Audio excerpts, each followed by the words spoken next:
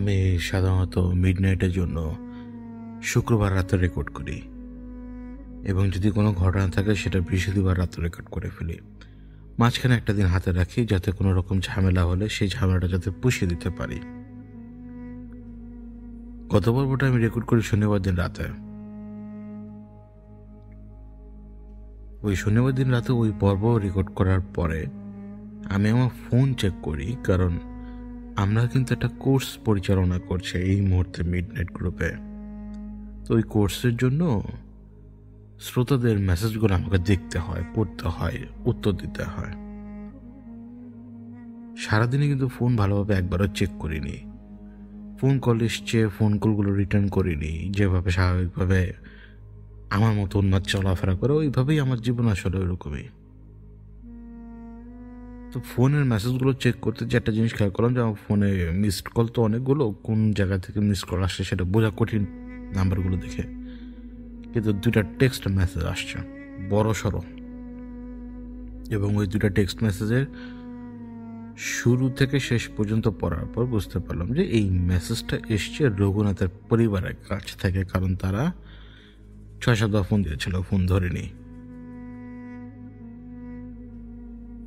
সমস্যাটা হচ্ছে রঘুনাথের একটা ছেলে মিসিং। রঘুনাথের কজন ছেলে আমি নিজেও জানি না। আমার জানা মতো তার 2 বিয়ে, মানে তার 2 স্ত্রী। এখন কোন ঘরের ছেলে সেটাও পর্যন্ত আমি জানি না। শুধু আমাকে বলেছিল যে বাবা বলেছিল, মানে রঘুনাথ নাকি তাদেরকে বলে দিয়েছিল যদি এরকম হয় তাহলে যাতে আমার সাথে তারা যোগাযোগ করে। তো আমার সাথে তারা যোগাযোগ করলো, আমি তার যোগাযোগ করিনি। ওই মেসেজের পরের মেসেজটাই কিন্তু আরো একটু ডিটেল লেখা ছিল। সেই ডিটেলটা ছিল এরকম যে বাবার দেখা দেখি সে নাকি সাধনায় বেরিয়েছিল, ওই ছেলে, রঘুনাথের ছেলে, এবং সাধনায় বেরিয়ে নিজেকে খুঁজতে যেয়ে এখন সে নিরুদ্দেশ। এখন পরিবারের ভেতরে একটা ভয় কাজ করছে। এবং সেইখানে আরেকটা লেখা ছিল যে একটা দুঃস্বপ্ন পরিবারের সবাই দেখেছে। এইটুকুই মেসেজ, এত কিছু লেখা যায় না। তো স্বাভাবিকভাবেই যায় নামাজে বসবো, নামাজ পড়বো, সময় হয়ে গেছে নামাজের। তখন 3:20 বাজে আর কি। কয়েক রাকাত নামাজ আমার শেষ, তখন 3:20 বাজে, কয়েক রাকাত নামাজ আমার শেষ। আমি একটু বসছি শুধুমাত্র, চিন্তা করলাম যে খুঁজি। ওর ছেলেকে তো আমি চিনি না, জানি না, খুঁজতে দোষ কই? 10-12 মিনিট তো খোঁজা যেতেই পারে। এবং এই পর্যায়ে আমি যে কথা বলবো এই কথাগুলো সবার বোঝার মতো নয়। কেবল যারা এই মুহূর্তে আমরা কোর্স করছি মিডনাইট হাওয়ার পডকাস্টের ওই স্পেসিফিক কোর্স যারা পার্টিসিপেট করছে, তারা যারা ইতিমধ্যে 7-8 দিন পার করে ফেলেছে, তারা বুঝতে পারবে সহজে আমি কিসের কথা বলছি। এবং এই মুহূর্তে শ্রোতাদের ভিতর থেকেও কেউ কেউ বুঝতে পারবেন যে আমি কিসের কথা বলছি। তো তাকে খুঁজবো। আমি চিনি না, জানি না, চেহারা পর্যন্ত দেখিনি, নাম তো দূরের কথা, কোনো কিছুই জানি না, শুধুমাত্র 2টা মেসেজ। তাও এইটুকু তো অনেক সময় অনেক কিছু খুঁজে পাওয়া যেতে পারে। চোখ বন্ধ করলাম। চোখ বন্ধ করার পরে খুব স্বাভাবিকভাবে আমি যেভাবে জিকির করি আমি সেভাবে জিকির করছিলাম চুপচাপ। একটা দীর্ঘ সময় ধরে এক স্থূল অন্ধকার আমার চোখের সামনে। চোখ কিন্তু আমার বন্ধ। চোখ বন্ধ অবস্থাও কিন্তু আমরা আমাদের মেমোরিতে যে ছবিগুলো থাকে সেই ছবিগুলোর মাধ্যমে ঘরের আনাচে কানাচে বুঝতে পারি যে কোন জায়গায় কি কি জিনিসপত্র থাকার কথা ছিল। কিন্তু চোখ বন্ধ অবস্থায় কিন্তু দেখি আমরা সেই কল্পনাটা, বাস্তবে কিন্তু দেখতে পাচ্ছি না। ওই অবস্থাতেই আমি দেখতে পাচ্ছি স্থূল একটা অন্ধকার, যে অন্ধকার নড়েও না ছড়েও না। আমি জিকির করে যাচ্ছি। এই অন্ধকার ধীরে ধীরে ধীরে ধীরে মনে হচ্ছে এবার নড়ছে এমন একটা জায়গার দিকে নিয়ে যাচ্ছে যে জায়গাটা ধীরে ধীরে এরকম ভাবে প্রকাশ পাচ্ছে যে এটা বন জঙ্গল বোঝা যায়, কিন্তু এখন পর্যন্ত সব অন্ধকার। আমি দেখতে পাচ্ছি যে মাটিটা ভেজা, শুকনো পাতা পড়ে থাকা জঙ্গলের মাটি যেরকম হয় মাটিটা ভেজা, এবং সেই মাটিতে 2টা খুরের ছাপ। পর মুহূর্তে একটা শব্দ, যে শব্দটা আমার কানে আসলো, অনেকটা গর্জন দেওয়ার মতো। এই শব্দ আমি চিনি। রঘুনাথের সাথে এই শব্দ জড়িয়ে, কাইয়ুমের সাথে এই শব্দ জড়িয়ে আমি ওই শব্দটা শুনলাম। কিন্তু তখন পর্যন্ত অন্ধকারটা ওইরকমই, যেন অন্ধকারের ভিতরে গাছপালার ডানা বোঝা যায়। আমার সামনে থেকে একটা শব্দ আসছে, আমি দেখতে পাচ্ছি ওই অন্ধকারের ভেতর থেকে হেঁটে আসছে দানবের মতো একটা কিছু, যার চেহারাটা হালকা একটু প্রকাশ পেল আমার চোখের সামনে। ওই চেহারাটা মহীশূরের। সে বিশাল দেহ, সেই গাছপালা দিয়ে তৈরি ছায়ার মতো একটা শরীর। মহীশূরের অনেক বিকট, অনেক লম্বা, অনেক বড়, দানবের মতো। হোস ফোস করছে, যেন খুব জোরে শ্বাস নিচ্ছে, খুব জোরে শ্বাস ফেলছে সে। আর চোখ দেখা যায় না এখন, অন্ধকার তো। শুধু এই অন্ধকারে মুভমেন্ট টের পাওয়া যায় নিঃশ্বাসের। এবার আমি দেখতে পাচ্ছি সে মিলে যাচ্ছে পেছনের দিকে আবারও। সে স্থূল অন্ধকার ফিরে আসলেও আবারও ফিরে এসছে জঙ্গলের সেই পরিবেশ, কিন্তু এবার আরেকটু উজ্জ্বল। এবার জঙ্গলের ভেতরে মাটির উপরে কি রয়েছে সেটা স্পষ্ট বোঝা যায়। মাটির উপরে ভেজা পাতা, ভেজা ডালপালা, এই সমস্ত কিছু, ভেজা মাটি, জঙ্গলে যেরকম হয় সেরকম। একটা গুবরে পোকা হেঁটে যাচ্ছে, একটা গুবরে পোকা। এই গুবরে পোকা সে হেঁটে যাচ্ছে, সেই যেভাবে জঙ্গলের রাস্তায়, বৃদ্ধপুর রাস্তায় যেভাবে একটা পোকা চলাফেরা করে সেইভাবে সে চলাফেরা করছে, কিন্তু অদ্ভুতভাবে একটা মানুষের জুতো সে কিভাবে জানি তার নিজের সাথে নিয়ে যাচ্ছে। না হাত, না পা, না কোনো কিছু।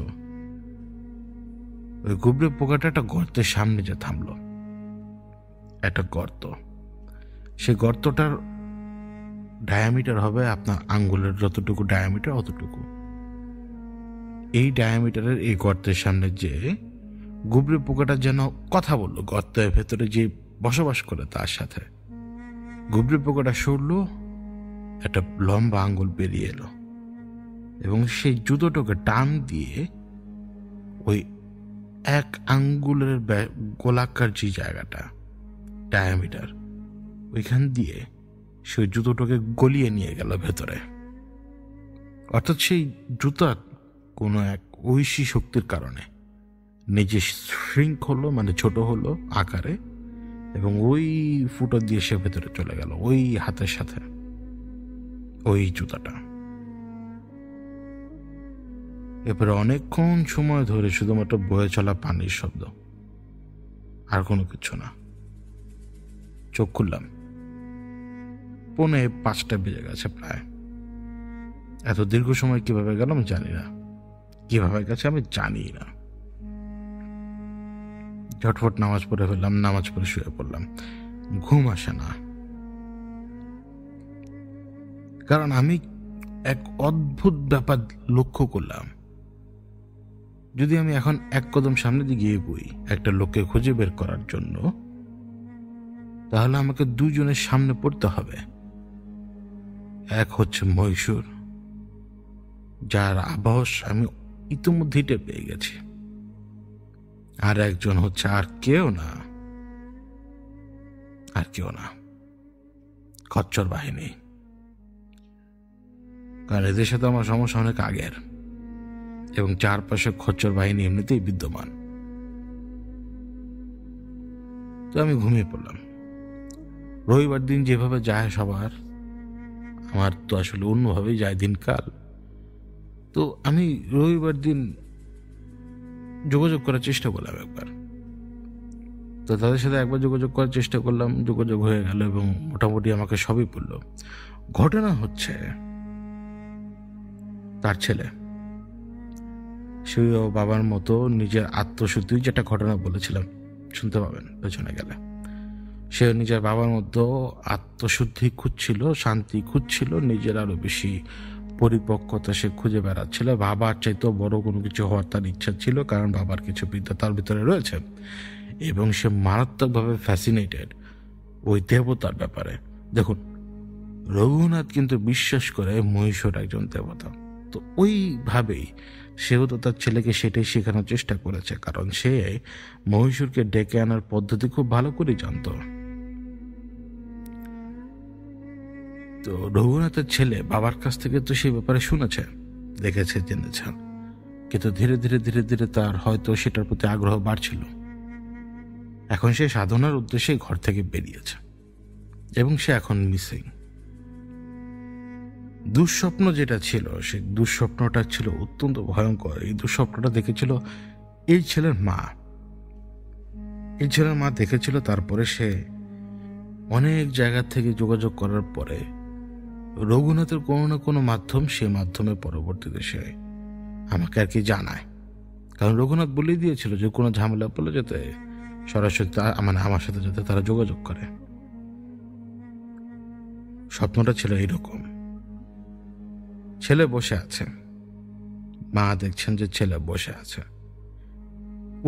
উল্টো দিকে বসে আছে, মানে পিঠ আমাদের দিকে দিয়ে সে উল্টো মুখে বসে রয়েছে। প্রথমে মা তাকে ডাকছে, সেই পয়েন্ট অফ ভিউ থেকে মা তার সন্তানকে ডাকছে, কিন্তু সন্তান যখন তার দিকে ঘুরে তাকায়, তিনি দেখতে পান যে তার সন্তানের চেহারা পুড়ে গিয়েছে অর্ধেক পুড়ে যাওয়া চেহারা থেকে গলে গলে তখন পুজোর মতো কি জানি পড়ছিল। তার ছেলে তার দিকে তাকিয়ে হাসছে। তার ছেলের পেছনে, ঠিক যেহেতু তার ছেলে আমাদের দিকে পিঠ দিয়ে বসে রয়েছে, তার সেই পিঠের একেবারে নিচের অংশ থেকে একটা গর্ত তৈরি হতে শুরু হলো। ওই গর্ত তৈরি হতে শুরু হওয়ার পর ওই গর্ত থেকে যে বেরিয়ে এলো, সে তার নিজের আয়তন এত বিশাল করলো। সেই বিশাল আয়তন দেখার পরে মনে হবে ছেলেটা শুধুমাত্র 10% হবে সেই বিশাল আকারের ওই শক্তির। ওই শক্তি তার ছেলেকে তুলে ধরে যেন তার ছেলে একটা বোমের পুতুল, এবং তার ছেলের হাত পা টেনে ছিঁড়তে শুরু করে। কিন্তু ছিঁড়তে শুরু করার আগে হাত পাগুলো ভেঙে ফেলে, এবং হাত পা ভাঙার যে শব্দ, এবং হাত পা ভাঙার শব্দের সময় তার সন্তানের যে চিৎকার, তা তিনি নিজে শুনতে পান। হাত পা ভেঙে গুড়িয়ে দেওয়ার পরে তার হাত পা টেনে আবার ছিঁড়ল। সে হাত পা টেনে ছিঁড়ছে এবং ছিঁড়ে সেই টুকরোগুলোকে রাখছিল ওই গর্তের মুখের উপরে। ওই গর্তের মুখের উপরে যখন এই হাত পাগুলো রাখা হচ্ছিল, তখন ওই গর্তের ভেতর থেকে অদৃশ্য কোনো শক্তি এক একটা হাত, এক একটা পা টেনে নিয়ে যাওয়ার চেষ্টা করছে, অথচ গর্তের ডায়ামিটার 1 আঙ্গুলের মতো। টানা হ্যাঁচড়া করে তিনি এক পর্যায়ে এটাও দেখতে পেয়েছিলেন যে ওই টানা হ্যাঁচড়া করছিল পায়ের আঙ্গুল ধরে, তার চাপের কারণে কাফ মাসল চামড়ার উপর দিয়ে বেরিয়ে এসছে, যেন ক্রিম বা কোনো কিছু যেটা হচ্ছে ক্রিমের মতো টেক্সচার, সেটাকে যদি আপনি চাপ দেন, যে মুখ দিয়ে বেরোচ্ছে সেই মুখ দিয়ে বেরিয়ে আসার সময় একটা আকার নিয়ে বের হবে না, ওই রকম কাফ মাসল চামড়ার ভেতর থেকে বেরিয়ে এসছে প্রায় এরকম একটা অবস্থা ওই স্বপ্নে তিনি দেখতে পান। এছাড়া ছেলের সাথে কিন্তু যোগাযোগই নাই, কারণ তার ছেলের সাধনার সময় ছিল 41 দিন, এখন সে 41 দিন পার হয়ে গেছে অনেক আগেই। তো বিপদ মা আঁচ করতে পারছেন, মানে মা হিসেবে তিনি আঁচ করতে পারছেন বিপদটাকে। তো তারপরে স্বপ্নটা তো ভেঙে গেল, ছেলে কোনো খোঁজ নেই। আমি এখন ভাবছি যে এই সমস্যার সমাধান আমি কিভাবে করব, কারণ আমি কাজ করতে পারবো না। একটা মানুষকে যদি আমাকে খুঁজে বের করতে হয়, সেই মানুষকে আমাকে খুঁজে বের করতে হবে কোনো রকম সাহায্য ছাড়া। এখন একটা মানুষ যদি লুকিয়ে পড়ে, তাকে বের করা খুব কঠিন। একটা মানুষকে যদি গায়েব করে ফেলে, তাকে তো খুঁজে পাওয়া আরো কঠিন। এখন যদি দুটো ঘটনাই একই সময় ঘটে, তাহলে তা ইম্পসিবল। নিজ ইচ্ছায় এবং তাকে গায়েবও করে ফেলা, দুটি তো অনেক সময় সম্ভব একই সাথে, তা আরো বেশি কঠিন। অনেক চিন্তা ভাবনা করলাম। অনেক চিন্তা ভাবনা করার পরে ভাড়াটে সৈনিক যেভাবে কাজ করে, ওইভাবেই ভাবলাম যে একটা স্টেপ আমি চাইলে নিয়ে দেখতে পারি, কিন্তু আমি খুঁজবো কিভাবে, তাকে আমি পাবো কোথায়? ঠিক যেইভাবে জুম্মন জায়গার খোঁজ পায়, ঠিক ওইভাবেই খোঁজ বের করবো কিভাবে। বাসায় এলাম, অনেকক্ষণ ধরে কনসেন্ট্রেশন ধরে রাখার চেষ্টা করলাম। প্রথমে নামাজ পড়েছিলাম, এর মধ্যে দিয়ে 2 ওয়াক্তের নামাজও পার হয়ে গেছে আমার।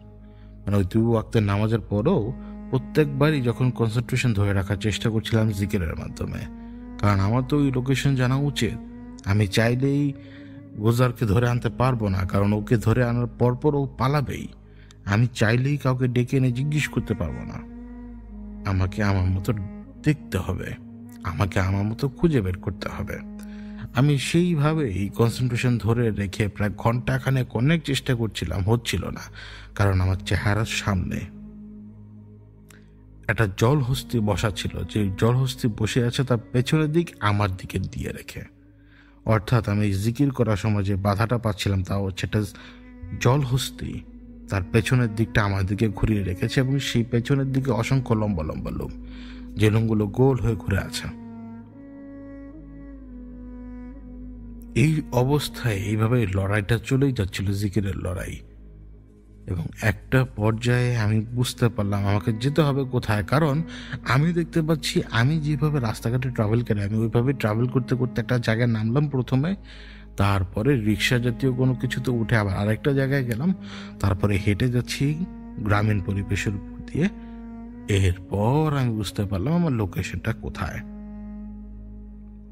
আমি বুঝতে পারলাম অনেক সময় এই খবর জানা খুব বেশি কঠিন, অনেক সময় কোনো কিছু দেখাও যায় না, কিন্তু আমি দেখতে পেয়েছিলাম।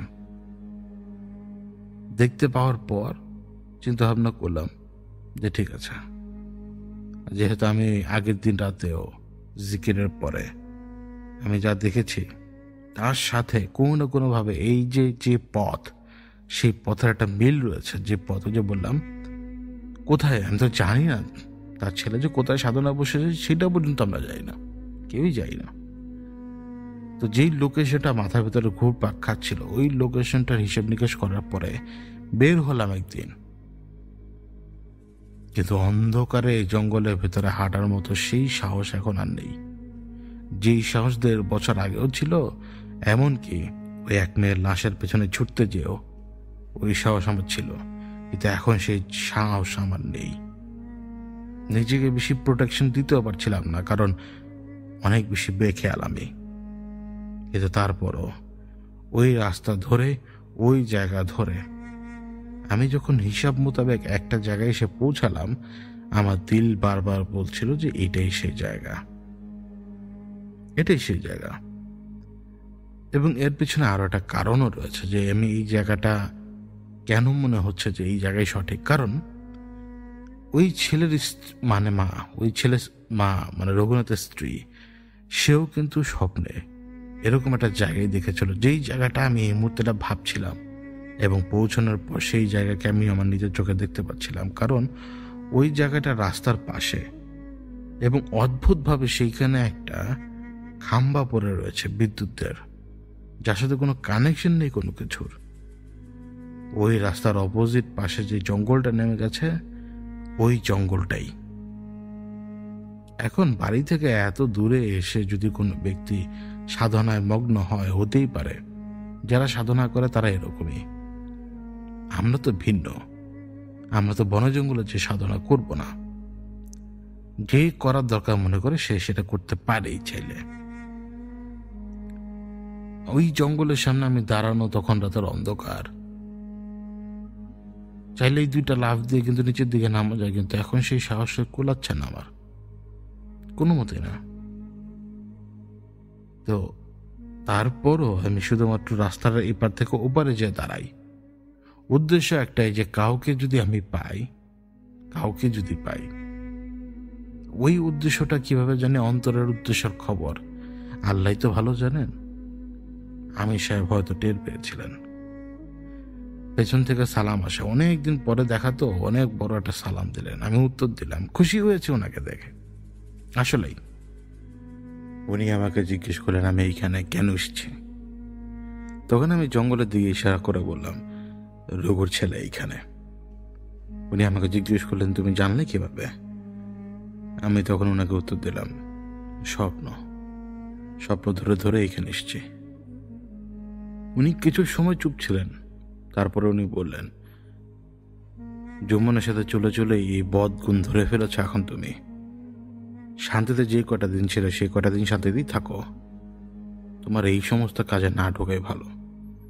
তখন আমি ওনাকে বললাম যে আর যাই হোক, চলাফেরা তো করা লাগবে, আস্তে আস্তে ওজন বাড়া শুরু, আর ওজন বাড়তে বাড়তে কোন জায়গায় যে পৌঁছায় তার তো কোনো ঠিক ঠিকানা নেই। উনি আমার কাছে এসে কাঁধের উপরে হাত রাখলেন, ওনার মানে হাত না, একটা স্পর্শ।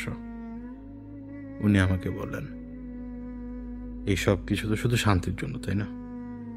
তাহলে এখন এই রাত বিরাতে এই ঠান্ডা আবহাওয়ায় তুমি বাড়ি থেকে এতটা দূরে, এইখানে যদি তোমার পা মুচকে যায়, আশপাশ দিয়ে গাড়ি যাবে না তো?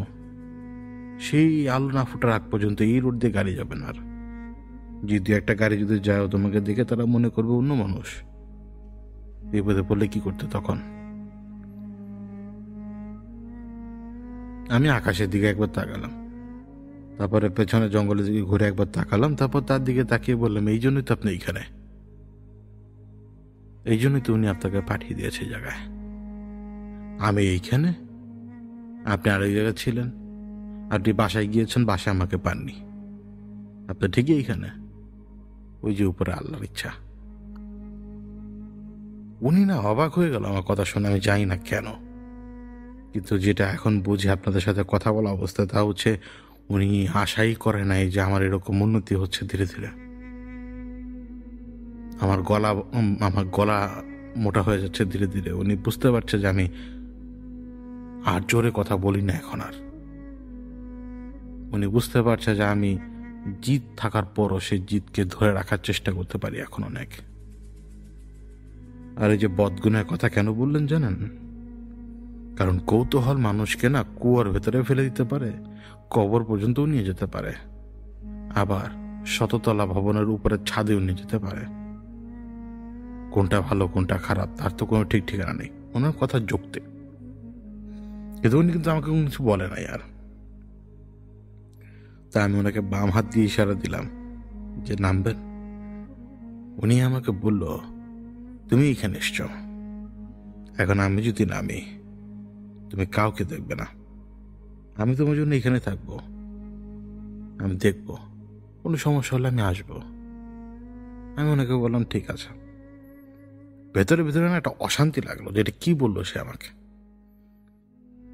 কিন্তু এটার উত্তর আমি পরে পাই ঠিকই। কেন সে বলেছিল যে আমি যাতে যাই সে বাইরে থাকবে।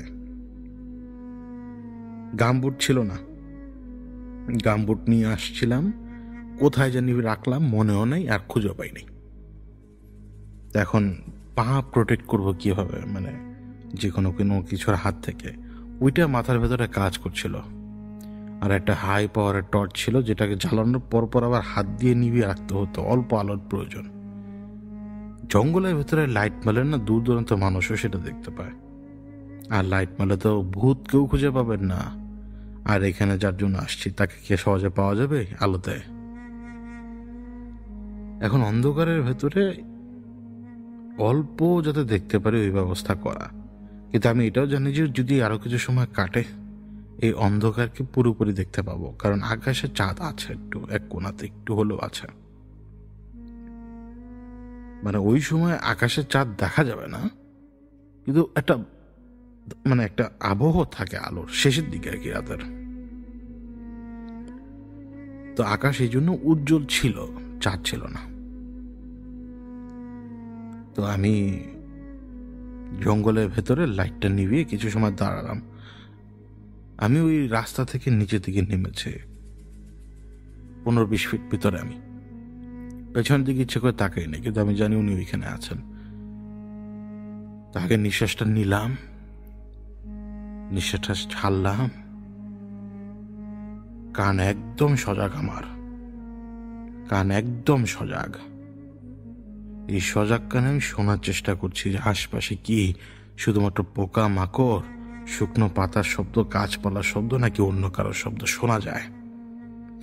একদম চুপ আমি, শুধু আমার নিঃশ্বাস পড়ছে আর নিচ্ছি, তাও একদম নিশ্চুপ। একটা শব্দ আমার কানে আসলো, ওই শব্দটা জোরে ফোঁস ফোঁস করে যদি কেউ শ্বাস নিয়ে নিজের সেই শ্বাসের শব্দকে আটকানোর চেষ্টা করে যেমন হবে ওইরকম, দূরে অন্ধকারের ভেতরে, কিন্তু ধরতে পারছি না কোন দিকে। এর সাথে আরো 2টা শব্দ আমার কানে আসতে লাগলো। কেমন যেন মনে হচ্ছে যে লক্ষ লক্ষ পিঁপড়ে এক জায়গায় হওয়ার পরে তাদের মুভমেন্ট হচ্ছে, এরকম একটা শব্দ। কেমন যেন এটা অদ্ভুত শব্দ। আর কেন জানি মনে হচ্ছে যে মুরগির ছানা আছে না, ছানা অথবা পাখির ছানা, ওরা যেরকম রাতের বেলা পিলপিল পিলপিল করে ডাকে না মাঝে মাঝে ঘুমের ভেতরে, ওই রকম দুই ধরনের শব্দ। এই 2 ধরনের শব্দ আমাকে ভালোভাবে মনে করিয়ে দেয় খচ্চর বাহিনী চারপাশে বিদ্যমান। কারণ যখন মাটির ভেতরে থাকবে তখন ওই যে বললাম পাখি যেরকম শব্দ করে ওই রকম শব্দ করবে, আর যখন মাটির উপরে থাকবে তখন কিন্তু ওই পিঁপড়ে অনেকগুলো এক জায়গায় একত্রিত হওয়ার পরে যেরকম শব্দ হবে সেরকম। ওই পিঁপড়ের কাছে কান নিয়ে গেলে ওই শব্দটা শুনতে পাবেন, এক ধরনের কমিউনিকেশন তাদের। এবার যখন আমি চোখ করলাম, অদ্ভুতভাবে আমি ভেতরে সব দেখতে পাচ্ছি, শুধু আমার পায়ের নিচে তীব্র অন্ধকার স্বাভাবিকভাবেই, কিন্তু আমার হাঁটুর উপরে যতটুকু অংশ দেখা যায় অতটুকু অংশ আমি ভিজিবলি দেখতে পাচ্ছি অন্ধকারের ভেতরেও। কারণ উপর থেকে একটু একটু হলেও আলো আসছে, ওই যে বললাম আকাশটা একটু উজ্জ্বল। তো আমি একটা শব্দ শুনতে পেলাম যেন কেউ খুব জোরে নিঃশ্বাস নিল। এরপরে আমি টের পেলাম যে সেই পাখির ডাক, মুরগির ছানার ডাক, ওই রকম অদ্ভুত ডাক আমি শুনতে পাচ্ছি। আমি ওইখানে তখনও দাঁড়ানো, আর আমি টের পাচ্ছি যে একটা ভারী বস্তুকে টেনে মাটির উপর থেকে সরানো হচ্ছে। কোন দিকে সরাচ্ছে তা আমি জানি না। একটা সময়ে আমি আরো 2টা কদম ভেতরে ঢুকলাম। 2টা কদম দেওয়ার সময় না একদম সব চুপ, একদম সব সাইলেন্ট। ওই 2 কদম দেওয়ার পর পরেই মানুষ যেভাবে ডাক ডাকে না, নাক ডাকে ঘুমের ভেতরে। কোনো কোনো সময় যখন জিন আক্রান্ত রোগীরা সেন্সলেস হয়ে পড়ে তারাও কিন্তু নাক ডাকে, কিন্তু তাদের সেই নাক ডাকাটা তো অদ্ভুত রকমের। একজন ঘুমন্ত মানুষ যে হুঁশে নেই তার ওই নাক ডাকার ওই শব্দটা কিন্তু অদ্ভুত। অর্থাৎ সে পজেসড, কিন্তু নাক সে ডেকে যাচ্ছে, কিন্তু শব্দটা কোথায়? মাটির উপরে তো না, কারণ শব্দটাকে কেউ যেন আটকে রাখার চেষ্টা করছে, কিন্তু না ডানে বামে না সোজা না কোনো দিকে কোথাও নেই। ওই যে একটা আঙ্গুল পরিমাণ ডায়ামিটারের ওই গর্তের ভেতরে জুতো টেনে নিয়ে যাচ্ছে। এই জন্য বুঝতে পারছি যে ও মাটির নিচে এখন কোথাও না কোথাও, কিন্তু মৃত অবস্থায় না। ওদের পক্ষে সেটা সম্ভব। একজন মানুষকে মাটির নিচে একটা গর্তের ভেতরে রেখে দিনের পর দিন তাদেরকে তারা ঘুম পাড়িয়ে রাখতে পারবে, এটা একটু কঠিন না। আমি এদের ব্যাপারে হারে হারে জানি, হারে হারে আমি এদেরকে চিনি, খচ্চর বাহিনী। কিন্তু কথা হচ্ছে আমি এখানে মহীশূরের প্রেজেন্স টের পাচ্ছি। খচ্চর বাহিনীও মনে জানে যে এইখানে এক দানব আছে। মহীশূর খুব ইন্টারেস্টিং একটা ব্যাপার। এর আগে কিন্তু প্রত্যেকটা ঘটনায় বলে গিয়েছি এর ব্যাপারে শুধুমাত্র ওই অদ্ভুত কিতাবের ভেতরে পাওয়া যায়। তাকে কিভাবে ডাকতে হয় কি না কি এই সমস্ত কিছু কিন্তু রঘুনাথ দাস জানতেন। তো রঘুনাথই তো জানতেন সেই ব্যাপারগুলো বেশি ভালোভাবে। সেখান থেকে তার ছেলে জানতেই পারে এটা কঠিন না। এবং আমার যেটা মনে হয় যে জঙ্গলের ভেতরে সে যে এখন মানে এই কয়দিন এখানে ছিল, সে মহীশূরে সাধনই করেছে। এই জন্য এই জঙ্গলের ভেতরে আমি মহীশূরের অবস্থান টের পাই, কিন্তু এখন সে হয়তো ঘুমে অথবা সে জাগ না, কিন্তু আমি দেখতে পাচ্ছি না। কিন্তু ওই মুহূর্তে আমার মাথায় কোনোভাবে ধরছিল না খচ্চর বাহিনী এখানে কি করছে, পারপাস কি ওদেরকে সবাই মোটামুটি ব্যবহার করে। বিভিন্ন আলেমরাই মানে যখন মানুষের চিকিৎসা করেন, তারা যাদেরকে ছড়ান বা যাদেরকে বের করে ফেলেন, এরা ম্যাক্সিমামই কিন্তু খচ্চর বাহিনীর লোক। তা ওনারা কোনোভাবেই জানতে পারবে না, কেবল আমি জানবো। আর ওনারা যদি আর একটু ইনভেস্টিগেট করে তাহলে হয়তো জানতে পারবে যে এদের চারপাশে উপস্থিতি কতটা বেশি। ওই অবস্থায়ও আমি বুঝতে পারছিলাম না কেন ওরা এখানে। হিসাব নিকেশের চেয়ে বড় ব্যাপার হচ্ছে, মহীশূরের সাধনা যে করছিল সে এখন খচ্চর বাহিনীর আন্ডারে। ব্যাপারটা কেমন হয়ে গেল না? আবার একই জঙ্গলে মহীশূর অবস্থান করছে, আবার খচ্চর বাহিনীও। এইটাও তো আবার কেমন হয়ে গেল না? কোনো কিছু কেমন জানি মিলছে না, এলোমেলো লাগছে। আবার ভেতরে আরেকটা সন্দেহ দানা বাঁধতে লাগলো। আমরা তো মানব সন্তান, আমরা তো এত চালাক এবং এত ধূর্ত হতে পারি, এটাও তো সম্ভব হতে পারে যে এইখানে খচ্চর বাহিনীর হাতে পড়ে অথবা কোনো কিছুর পাল্লায় পড়ে হোক, রঘুনাথের ছেলে মহীশূরকে আটকাতে পারে। এই সন্দেহ আমার ভেতরে ছিল। কিন্তু আমার স্বপ্ন আমাকে যেটা বোঝায়, এখানে মহীশূর আছে, আর এইখানে তো রঘুনাথ দাসের ছেলেটাই ওদের হাতে কবজা। এই অবস্থায় পসিবিলিটি চিন্তা করার চাইতে আমার দরকার খচ্চর বাহিনীর কাউকে।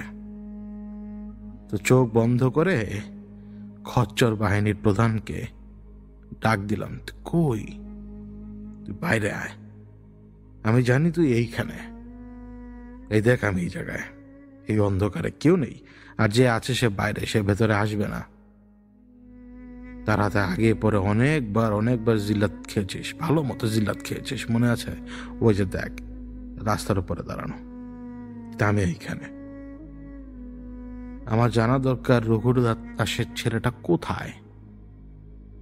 রঘুর ছেলে কোথায় বল? আশপাশে একদম নীরব, কোনো কথা নেই, কোনো কিচ্ছু নেই, কোনো উত্তর না। কয়টা মিনিট গেছে আমি যাই না, কিন্তু একটা হাসির শব্দ আসলো ঠিকই, তার ছেলের হাসি।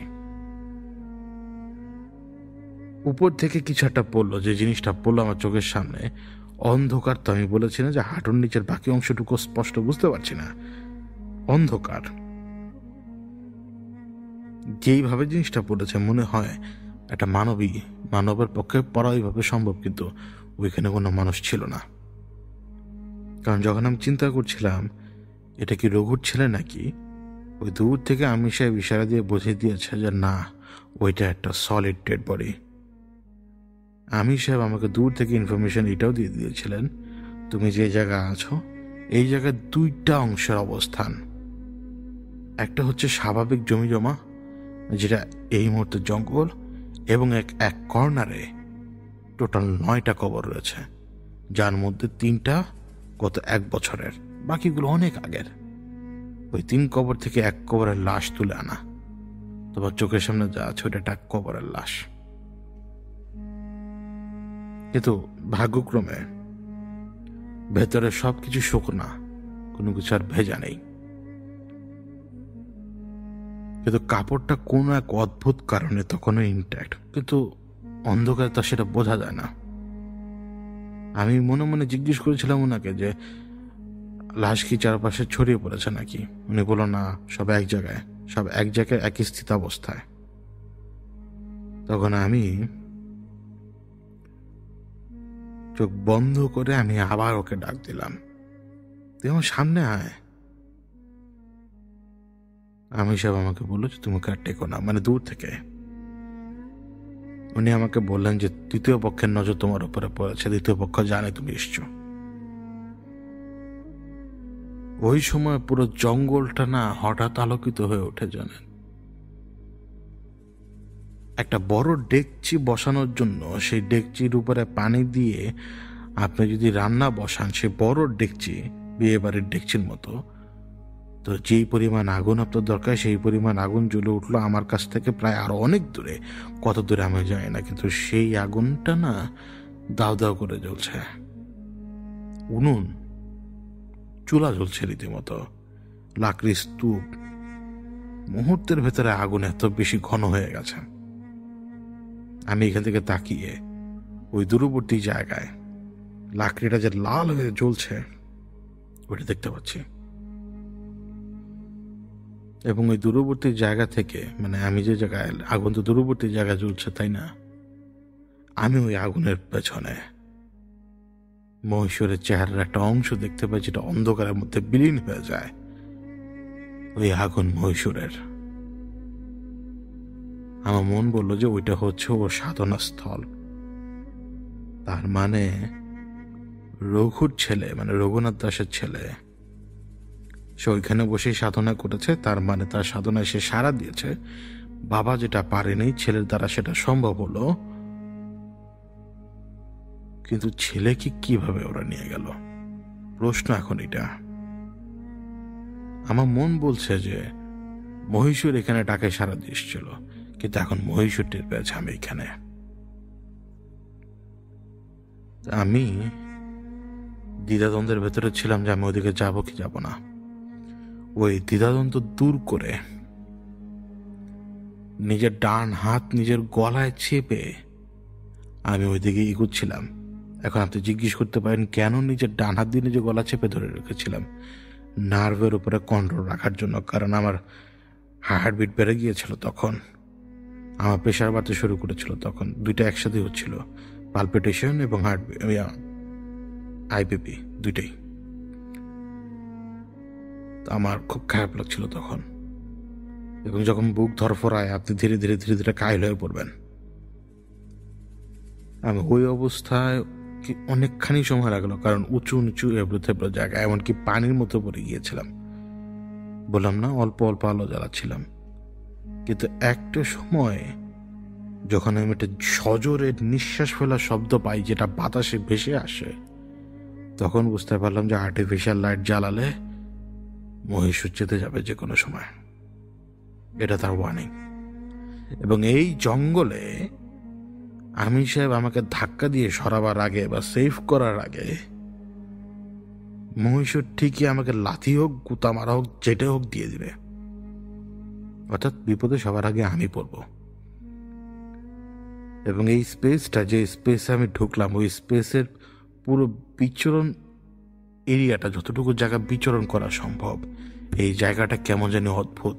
এইখানে কোনো প্রেজেন্সই নাই, এইখানে খচ্চর বাহিনীর কোনো প্রেজেন্সই নাই, কোনো অনুভূতি নাই, কোনো কিছু নেই। কারণ ওই দুইটা শব্দ আমি এখন আর পাচ্ছি না। যে জায়গাটা আমি ঢুকলাম, ওই রেডিয়াস, ওই বিচরণ এরিয়ার ভেতরে আগুনটা এখন আমার থেকে আনুমানিক 15-20 ফিট দূরে, 15-20 ফিট, দুইটা রুম দূরে, এইরকম দূরে।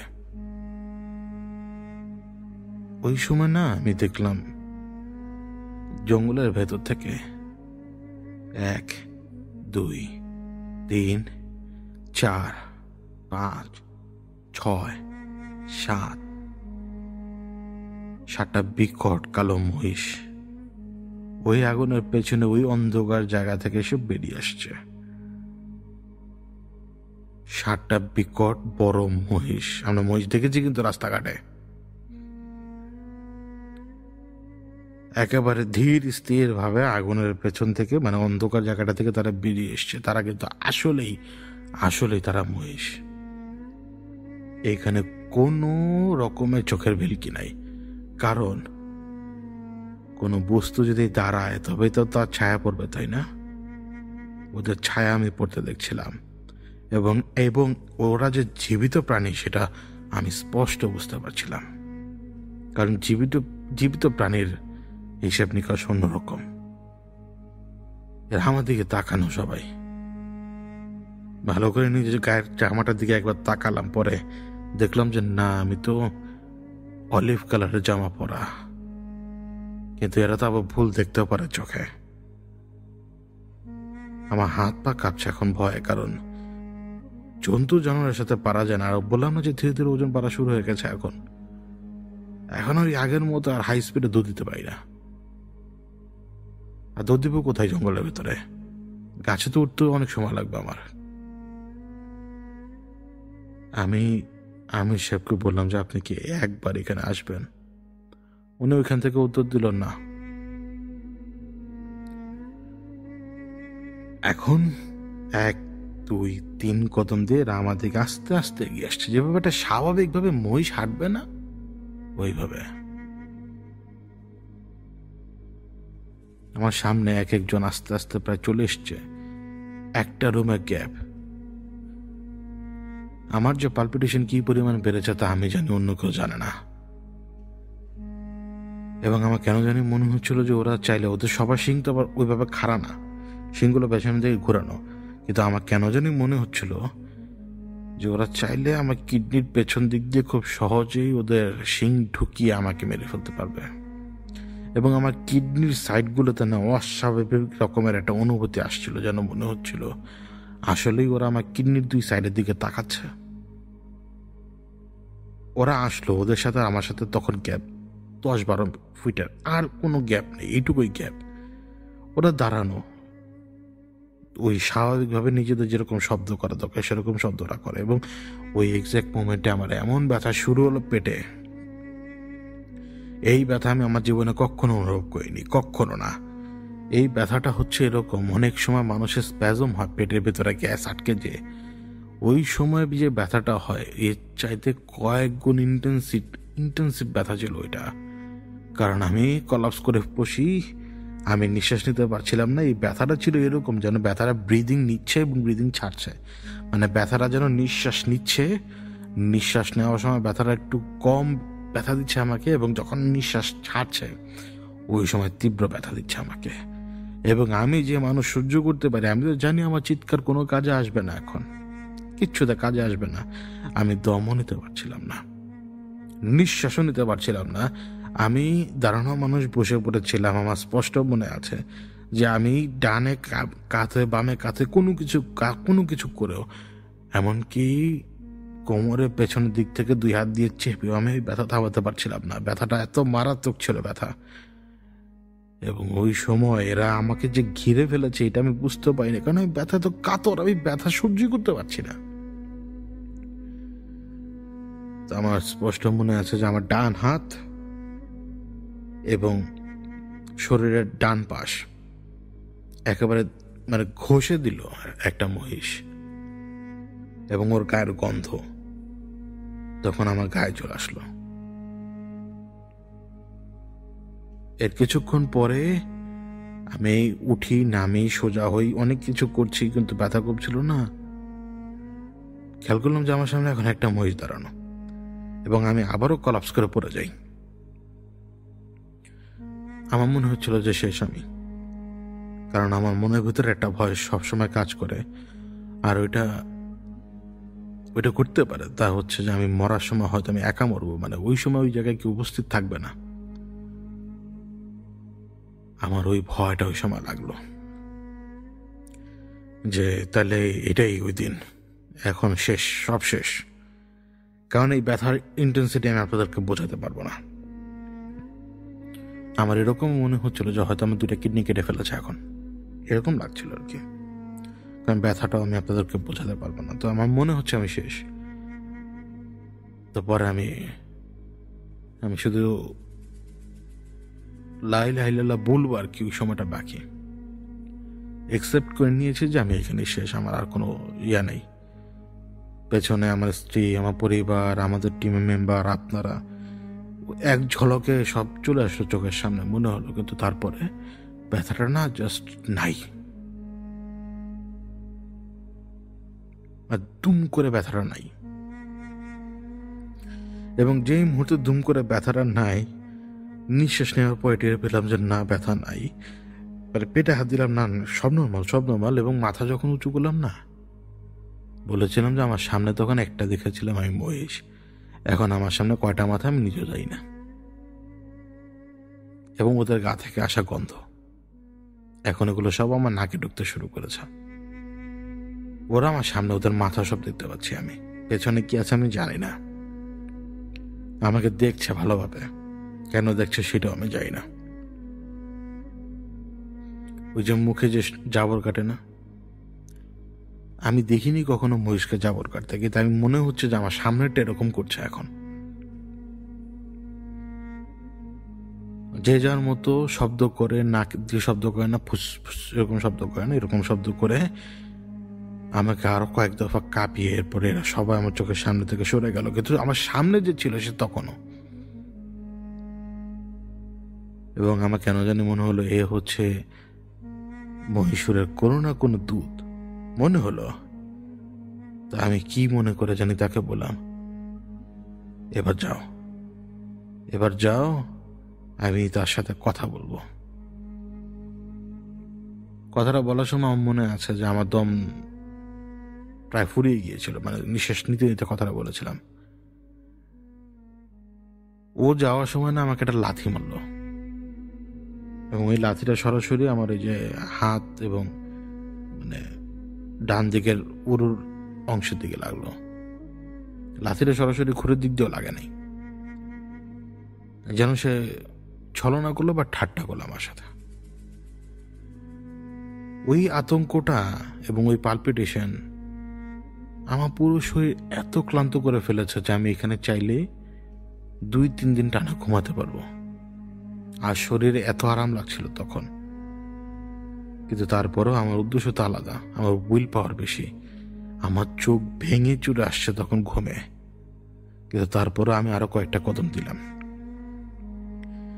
আমি এই কয়টা কদম দিলাম আমি জানি না, কিন্তু আমার চোখের সামনে এখন আগুনের ডিস্টেন্সটা এতখানি যে আমি আর এক পা আগানোর পরে আমি আগুনের তাপ টের পাই, তারপর আমি পিছিয়ে আসি। এখন চারপাশ অনেক গরম, কিন্তু আগুনের তাপে ক্ষতি হওয়ার মতো না। আমার খেয়াল আছে যে আমি মানে চোখটা বন্ধ করে রাখছি, আমি শুধু চাচ্ছি ঘুমাতে, কিন্তু আমার কান একদম সজাগ। এবং ওই আবছা ভাবে যখন চোখ খুললাম, আমার সামনে একটা থালা, এবং থালা যে ধরে রেখেছে তার হাত কেমন জানি, এর ব্যাখ্যা আমি দিতে পারবো না। থালা, মহীশূর আমার সামনে দাঁড়ানো, আমি স্পষ্ট বুঝতে পারছি না যে সে আমার সামনে দাঁড়ানো, কিন্তু ঠিক কাইয়ুমকে যেভাবে সেটা থালা নিয়ে এসেছিল, ওই থালার ভিতর অনেক কিছু ছিল, আমাকে সেভাবে দেখাচ্ছে যে নেই নেই বা নিবি, এরকম কিছু। আমি ডেনাই করছি কি না তা আমার মনে নাই, কিন্তু আমি আবার চোখ বন্ধ করে ফেলেছি। শুধু ঘুম, চোখে ঘুম। আমি আপনাদেরকে বলে বোঝাতে পারবো না কি পরিমাণ ঘুম পাচ্ছে তখন আমার কেন জানি মনে হলো যে এরা আবার আমাকে ড্রাগ এডিক্টেড করে দিল কিনা। তো ওই উইল পাওয়ারটা আমার ভেতরে ছিল। চোখ ঘুম দেখে চোখ বন্ধ রেখেই আমি হাত দিয়ে থাবা দিয়ে থালাটা ধরতে গেলাম। আমি জানি যে থালাটা ওই জায়গায় আছে, কিন্তু থাবাটা যে পড়লো সোজা আমার হাঁটুর উপরে, আমার হাতের থাবাটাই, ডান হাতের থাবাটাই। অর্থাৎ ততক্ষণে কিন্তু ওইখান থেকে থালাটা সে সরিয়ে নিয়েছে। চোখ ডলছিলাম রীতিমতো, তাকিয়ে দেখার জন্য চারপাশ, চোখ ডলছিলাম। এবং ওই অবস্থাতেই আমি বলছিলাম, রঘুর ছেলের খবরটা কি? রঘুর ছেলে কি বেঁচে আছে? যদি বেঁচে থাকে, তাকে দরকার। কি উত্তর আসছে সেটা আমার মনেই নেই। কেন জানি মনে হলো, এখনো মনে হয় যেটা গম গমে শব্দ শুধুমাত্র, আর কোনো কিছু না। মানে সে যে শব্দে কথা বলেছে বা যে ভাষায় কথা বলেছে তা হয়তো আমি বুঝি না, বা তার ব্যাপারে আমার কোনো ধারণা নেই। আমি ভালো করে শোনার চেষ্টা করছিলাম যে তার মুভমেন্ট কোন জায়গায়। চোখ বন্ধ অবস্থায় তার মুভমেন্ট আমি পুরোপুরি ধরতে পারছিলাম যে সে আমার চোখের ডান দিকের কোনা বরাবর, মানে ডান দিক, কান এবং ডান চোখ এর মাঝখানে যতটুকু যে পয়েন্ট, এই পয়েন্ট বরাবর সে ঘুরে ঠিক আমার কপাল বরাবর যে পয়েন্ট, এই পয়েন্ট পর্যন্ত সে আসছে।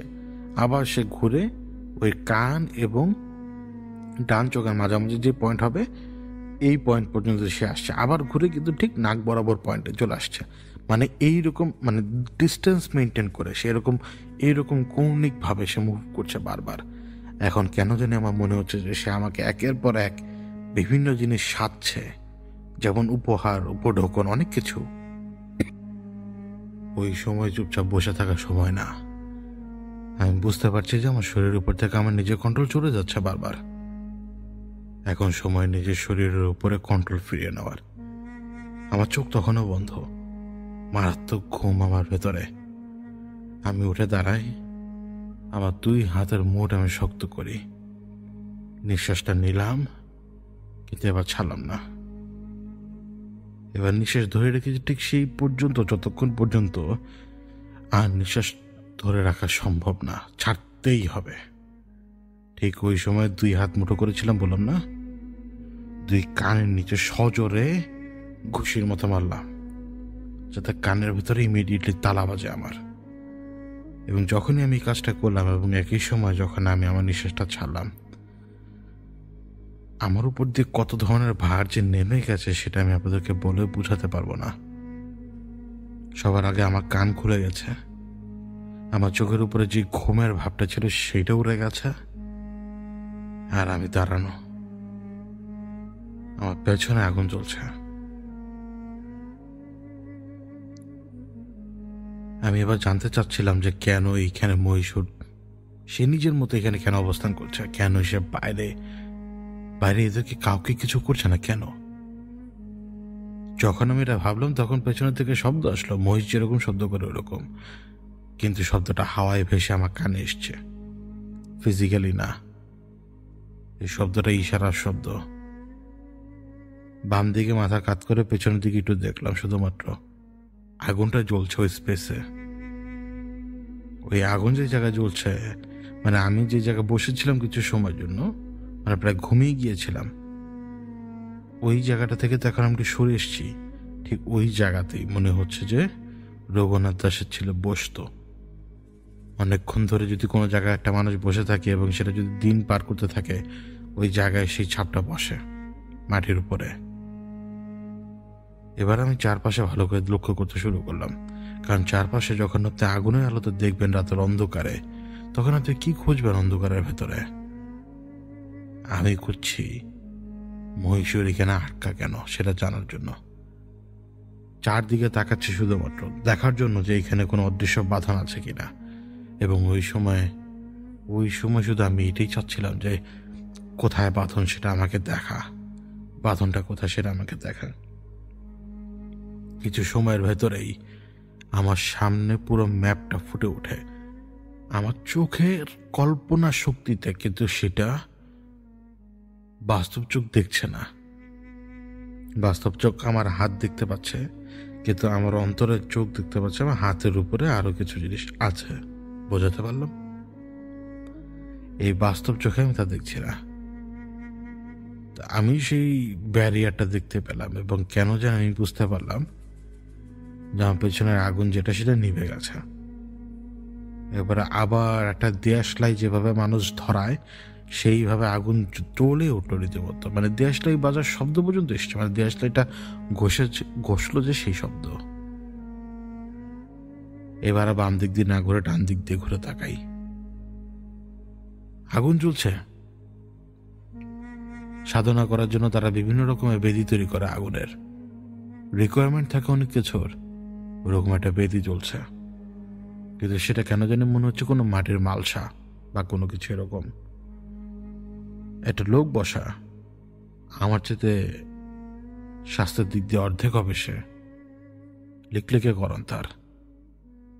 সে বারবার ধুনো দিচ্ছে বা কোনো কিছু দিচ্ছে, সম্ভবত ধূপ, এবং সে তার সাধনা চালিয়ে যাচ্ছে। আশপাশে কিছু জিনিসপত্র যেটা দেখা যায় না, কারণ আগুনের উৎসটা খুবই কম। ওই তো কাকে জানি দেখা যায়। আমি দেখতে পাচ্ছি ডান দিকে, সেটা হবে লোকটার বাম দিকে। তার হাত সোজাভাবে ধরে দুই দিকে যদি মেলে ধরে, হাতটা যদি বাম দিকে কিছুটা ঘোরায়, ঠিক ওই অংশ থেকে দূরে মাটির উপরে আমি দেখতে পাচ্ছি ছোট্ট ছোট্ট ইটের কণা বসাতে। খচ্চর বাহিনী ছোট্ট ছোট্ট ইটের কণা বসাচ্ছে।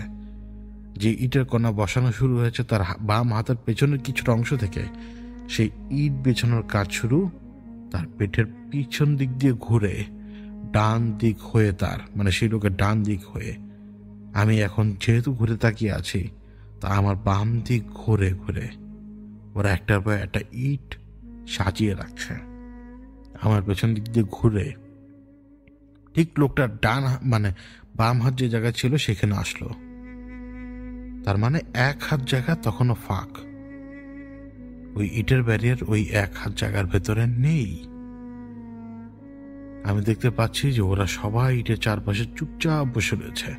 এতটুকু মানে টেঙ্গি সাইজের মানুষের মতো, কিন্তু মানুষও না, টেঙ্গি সাইজ, 1, 2, 3 ইঞ্চি। ওরা ওই জায়গায় নড়াচড়া করছে পিঁপড়ার মতো। এক একটা ছোট্ট ছোট্ট ইটের সুরকিগুলোর পেছনে লুকানো একজন অপেক্ষা করছে। ওরা বুঝতে পারছে যে এখানে এসে সে ঢুকবে। এরপরে আমি দেখলাম যে ছেলেটা পড়ে গেল। ওই ছেলেটা যে বেদির সামনে বসা, সে যে কি করছিল কে জানে, সে পড়ে গেল এবং তার উপরে সে পড়েছে কাত হয়ে, এবং কাত হয়ে পড়ার পর তার উপর একটা পা রাখা। আগুনটা প্রায় নিবু এখন, আর আমি তাকিয়ে দেখতে পাচ্ছি 1 তলার চাইতে বড়, চারপাশের গাছের সাথে মিশে রয়েছে মহীশূর। আর যেটাকে আমি পা দেখছি সেটা একটা গাছের বড় ডাল, বড় একটা মানুষের সাধারণ উরুর চাইতেও বড়। ওই ছেলেটার উপরে পাড়া দিয়ে রাখা। এবং ঠিক ওই মুহূর্তে আমার নজর গেল ওই 1 হাত ফাঁকা জায়গাটায়, যে জায়গাটায় ইটের সুরকিগুলো বিছানো হয়নি, এবং সেইখানে ইটের সুরকিগুলো মানে এত দ্রুত গতিতে বিছাচ্ছে, খচ্চর বাহিনী যেন ওরা না বিছাতে ধরা পড়লে ওরা শেষ হয়ে যাবে। ব্যাস, ইটের সুরকিগুলো দেওয়ার পরপরই যেটা আমি বুঝতে পারলাম, সেইখানে আটকা পড়ে গেছে। মানে তাকে আটকায়নি কেউ, সেইখানে বিচরণ করতে পারছে ওই সীমানার ভেতরেই। খচ্চর বাহিনী তার হাত থেকে বাঁচার জন্যই, মহীশূরের হাত থেকে বাঁচার জন্যই তাকে এই সীমানা দিয়ে আটকে ফেলেছে। তাহলে খচ্চর বাহিনীর কাজ কি এখানে? আর বুঝলাম যে খচ্চর বাহিনী ওকে আটকে দিয়েছে। তাহলে এখন রঘুনাথ দাসের ছেলেকে কেন খচ্চর বাহিনী নিজেদের কবজা রাখবে? এই উত্তর ভাবছি, কিন্তু আমি তো এখন মহীশূর যেখানে বিচরণ করে বেড়াচ্ছে, আমি সেই সীমানার ভেতরে। আমি পেছনের দিকে ঘুরে তাকানোর পর আমার কলিজার ভিতরে এত জোরে একটা বাড়ি মারলো, আর যে রিয়াকশনটা আমার বের হলো আতঙ্কের কারণে, সেই রিয়াকশন আমি আপনাদেরকে বলে বোঝাতে পারবো না। আমি চমকে উঠে চিৎকার দিয়েছিলাম, কারণ আমার সামনে গাছপালা যেন বাঁকা হয়ে এগিয়ে এসছে। গাছপালা, তাদের ডাল, তাদের পাতা সবকিছু বাঁকা হয়ে এমন একটা ফিগার হয়ে আছে যেন এই ডালপালার ভেতরে, এই গাছপালার ভেতরে, এই সমস্ত কিছুর ভেতরে সে মিশে রয়েছে। মানে তার চেহারার একটা অবয়ব এই ডালপালা তৈরি করেছে। গাছগুলো আমাদেরকে ঝুঁকে আছে রীতিমতো। আমি ছিটকে যখন পড়ি তখন এই গাছগুলো যেমন ওই যে রাবারের ব্যান্ড দিয়ে যদি আপনি সফট কোনো কিছুকে সফট কোনো কিছুর আগাকে একটু নুইয়ে ছেড়ে দিলে যেরকম হবে, গাছগুলো নিজেদের জায়গায় ফেরত গেল। আমি ওই সীমানার বাইরে এসে নিজেকে ধাতস্থ করার চেষ্টা করলাম। আর কেন জানি মনে হলো যে মহীশূর চায় যাতে আমি ওকে এখান থেকে সরাই। এখন কারোর উপকার করা বা না করা এটা যার যার ব্যক্তিগত ব্যাপার, কিন্তু আমার পারপাস হচ্ছে এখানে আমি জানি রঘুনাথ দাসের ছেলে এখানে। এখন মনের ভেতরে একটা ভয় লাগতে লাগলো। আরো অবাক হলাম যে ওই যে লাশটার কথা, ওই লাশটা যে ওখানে পড়েছিল,